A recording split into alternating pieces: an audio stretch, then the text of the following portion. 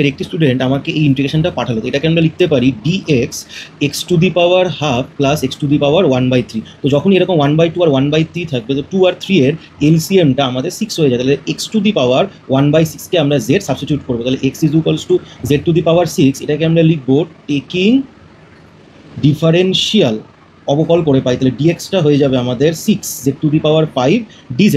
তাহলে এইটা হয়ে যাবে 6z⁵ dz। আর এখানে যে এক্স ভ্যালুটা পুট করে দেবো, তাহলে এখানে হয়ে যাবে z³ z²। তাহলে 6টা কনস্ট্যান্ট বেরিয়ে যাবে, z⁵ dz, z² কমন নেব, z+1। তাহলে এটা কাটলে আমাদের z³ হবে, প্রোভাইডেড জেডটা নট ইকুয়ালস টু 0। তাহলে 6 এটাকে আমরা লিখতে পারি z³ + 1 divided by z+1 dz।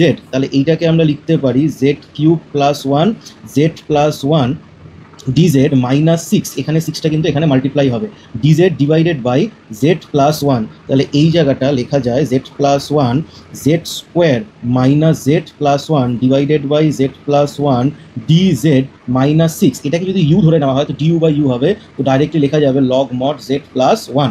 ওকে, এরপরে এটা ক্যান্সেল হয়ে যাবে, provided z+1 not equals to 0।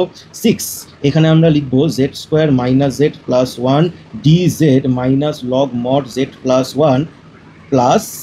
তাহলে এই জায়গাটা 6z³ z²/2 plus z log z+1 plus c। এইটা হচ্ছে আমাদের অ্যান্সার।